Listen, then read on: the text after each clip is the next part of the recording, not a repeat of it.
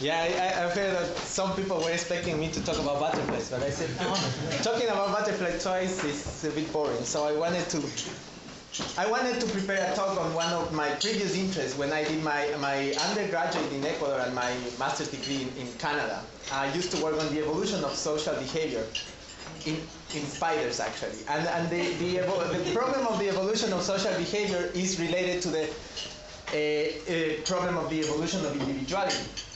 I'm talking about the concept of individual, the biological concept of individual, which can be different from maybe the sociological concept of individual, which is more about the personality and stuff like that. So that's the first thing. And I will use also, often I will use the word organism, which is often used as a synonym of individual. However, it is quite important to make a distinction, at least when treating the problem of individuality, because as we will see, not all living organisms show individuals the way we normally think of them. So, in general, the question, what is an individual, may seem like a dull question, because it's very easy for us to kind of define what an individual is. In fact, all of us in these rooms are individuals. However, we don't need to look far just to the Darwin College garden to see that some organisms, like the grass, may not show individuality in the same way we experience it. So if you go to Darwin College garden and start pulling out a blade of grass and you keep pulling it, you will find that grass has more like this structure, right? Is a piece of leaves attached to a long stem that usually can cover as a network a large area of a field, even an entire football field or even the entire midsummer common or something like that. And this interconnected network of stems can come out and show different individual parts. So what is an individual plant of grass? Can be a tricky question. Does it ever stop growing? What is the size? Does it die? What happens if you divide the field in two? Have you created two different individuals, or just the same individual plant of grass divided in two?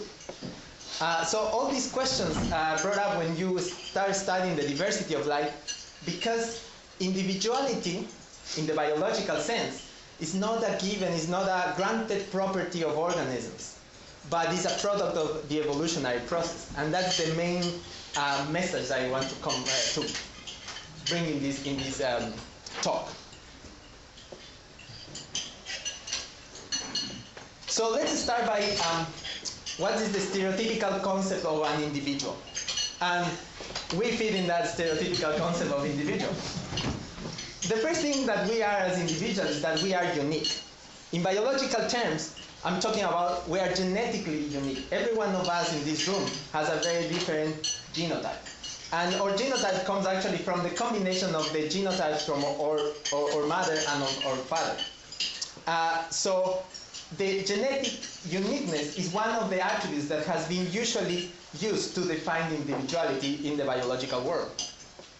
A second attribute of individuality has to be with the genetic homogeneity of individual organisms. In our case, for instance, we fit with this attribute. Every single cell that composes our body carries out the same genetic material. So we are genetically homogeneous. Even though the different cells express different parts of that genetic material, every single cell has the genetic information that could produce another individual. We are genetically homogeneous, however, because we develop from a unicellular form, a fertilized egg. We develop from a single cell. Finally, a third important attribute of biological individuality is autonomy. And by autonomy between individuals, I'm talking about autonomy in how we perform in the environment. So we, as individual humans, perform independently in the environment. Our actions don't really depend to large extent to others biologically. And more importantly, we reproduce autonomously. our reproduction as individuals doesn't depend on the reproduction of other individuals. However, as we will see, there are many organisms that don't meet all these different criteria for individuality.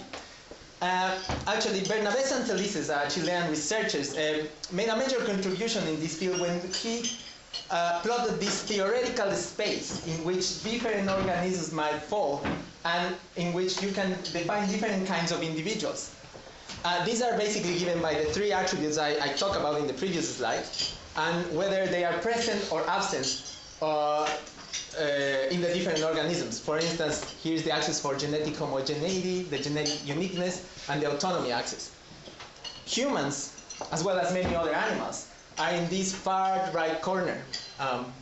We are genetically unique, we are genetically homogeneous, and we are also autonomous for our daily ecology and reproduction. Grass, on the other hand, for instance, does not meet at least one of these criteria of individuality in the stereotypical sense. Individual plants of grass, like the grass that is, let's say there is one single plant of grass in our garden in Darwin, might be exactly genetically identical or a clone of the grass that is just in the new pond, or things like that. And you can have these individual plants of grass that are clones that are not genetically unique. They might be genetically homogeneous or autonomous in reproduction because they live in different spaces. Therefore, grass and many other plants, especially plants that reproduce vegetatively, they are more in this other category. They are homogeneous, they are autonomous, but they are not unique genetically. And this is not just one exception. Plants are not exception. There are other cases in which we even may think that we are talking about stereotypical individuals. And one of these examples is, for instance, the individual ant. This is a typical leaf-cutter ant. These are inhabitants of rainforests in several continents. And most of the ants belong to this caste, the workers. These workers may seem like an individual in the stereotypical sense. They are genetically unique to some extent to other members of the colony and to other workers in other colonies. Okay, I have it. They are genetically homogeneous because they come from a single cell egg, fertilized egg that the queen of the colony lays. But each of these individuals is not autonomous with respect to others, especially with respect to reproduction. They behave autonomously in the environment, but they cannot reproduce independently from other individuals. They need the queen of the colony, which is a single female that is able to reproduce and is their mother and the mother of future generations. So in this way, we have in ants a different level of individuality, which is the colony. And this is when our idea of what individuality needs to be expanded. So an ant colony functions pretty much as the human body, where one single individual, the queen, which is depicted here, is the only individual that reproduces. It's like in our case, only the sperm or the eggs are the only cells of our body that can really reproduce and pass on the genes to the next generation. However, this queen, in order to survive, needs all the other workers and all the soldiers and other castes that have different roles in the colony in order to survive. So, as we need the different cells that compose all different parts of the body. And so, in a way, the whole ant colony behaves as an individual at a different level, biologically. Because of this, some authors have called these the colonies of the social insects superorganisms, just to differentiate them from the individuals at the other level. If we plot ants in the theoretical space of individuality, we see that, for instance, the individual ant actually belongs to this other different corner, is genetically unique, is genetically homogeneous, but is not autonomous to reproduce as a biological organism. Whereas the colon meets all the requirements as our individual body. In this case, we are talking about an organism that shows individuality at two different levels. And this idea is very important because individuality is not a given property of the organism. In fact, early in evolutionary history, when life started on Earth, individuals didn't exist, and therefore individuality must have evolved. Final example, because there are weirdest things in the world than ants and plants and stuff. Fungi, the mushrooms. These are crazy organisms, and that's, I think, why very few people study them. So this is, every one of us have seen this sort of organism, you know, some fruiting bodies of a mushroom coming out of a tree trunk. If you crack this tree trunk apart, you will see that the fungus inside the wood is composed by these filaments that can cover the whole fungus and the whole trunk, and actually can go there in the dry leaves around and extend really large areas. These filaments are called hyphae, if I'm pronouncing correctly in English. These hyphae, for instance, what we see, they come together and form very tight bundles and form these fruiting bodies that eventually are sexual and reproductive organs too. They produce spores here. These spores fly away and they reproduce fungi in other places. But there are some processes in fungi that are very different from other organisms. In the first place, often the individual masses of fungus that, for instance, colonize a piece of wood belong to different strains of hyphae that have become from two different genetic strains. And they both can come together and form a fruiting body and produce the spores of the two genetic, with two different genetic materials. Actually, more than two genetic materials. So you have a single organism that is a chimera in a way. It's composed, it's not genetically homogeneous. Moreover, crazy fungi, these filaments, the cells in these filaments often have these divisions in the cell wall, and the nuclei from different cells can move relatively freely from one cell to other cells and basically mix all this genetic information across the whole organism. So what is an individual in a fungi? In this case, none of the attributes that one can use to define a biological individuals meet, well, the fungi don't meet any of these attributes. They are in this far right corner of this theoretical space.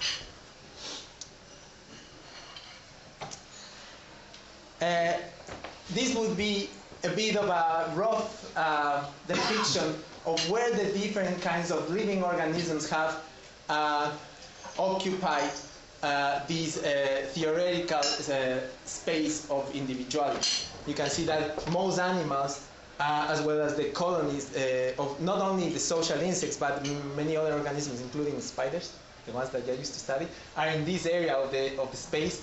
Lots of plants and protists are in this area. Seaweeds and fungi are in this area. At least Bernabé Santelices had a hard time finding organisms that would meet this particular criteria, for instance, and was wondering whether this other combination of criteria would be viable.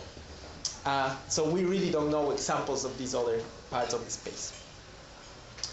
If you have any questions, just interrupt me and make a question. Okay, so then we have a problem. How do we define an individual? What exactly is an individual is in biological terms? One of the best answers some authors give, and it's kind of the most current idea, is that the individual is a unit of natural selection. And this actually comes because the original definition of the process of evolution by natural selection is based at the individual level. So this is basically, in short, what evolution by natural selection is. How does it emerge and how it causes changes over time in living organisms. Evolution by natural selection can be described in three postulates. The first postulate is that individuals, and that's where the word is important, individuals within populations are variable. They show differential characteristics.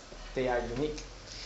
The second postulate is that this variability in characters must be heritable. At least to some extent is heritable. And if these two postulates are true, and then this third one, some variants survive and reproduce better than others, you will have, as an outcome, that some of these variants will increase in frequency in population. And that's how organisms evolve through time. However, when we just, based on this, in this simpler framework, we cannot explain the evolution of individuality, because evolution by natural selection must also have produced the evolution of individuals as we exist. And I'm not going to go into the details of the theory on the evolution of individuality, but I'm going to talk about a simple static case. The evolution of multicellularity. Like our ancestors must have undergone in order for us to be here. And one of the best study systems to study the evolution of multicellularity are this group of green algae, Volvox, for those of you who know about it, which is a large and diverse clade of algae that shows in different parts of these groups, they show different levels of individuality. So you have species that are unicellular and they live, these unicellular organisms live independently. Some other ones tend to form colonies to exploit certain patches of habitat. Some other species start showing some division of labor within colonies, in which they are aggregates of cells, but some cells perform some functions like filtering matter, whereas other ones have other functions. I could make up one function, but I don't want to be inaccurate here. And some other ones can form really tight, cohesive units that where only a few cells, one or a few cells, really reproduce and can produce new colonies. So you have complete reproductive division of labor, like there is in most animals, in the social insects. So these, or individuality, evolves through these different degrees of biological organization. And what we are seeing here in this scale of evolutionary scale, I don't want to see that to imply that this is better than that, just in case. It's just how things happen.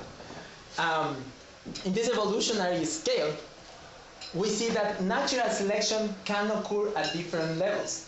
So, and at some point in the evolutionary process, natural selection can have an effect at two different levels simultaneously. Like, for instance, in colonies where you still don't have completely differentiated cells. How does this happen? It's because natural selection is not a lady who decides, you survive and reproduce and you don't.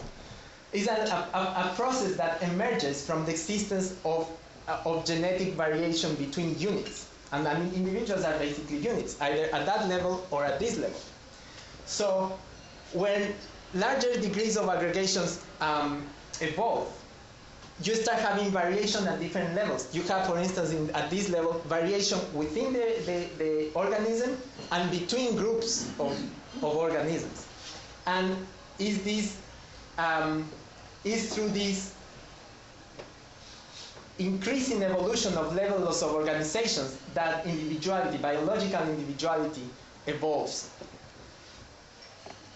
And therefore, by looking at this whole diversity of ways in which different organisms can experience individuality, we can conclude biologically that individuality is not a given, it's not a granted property of organism, but it is a product of evolution.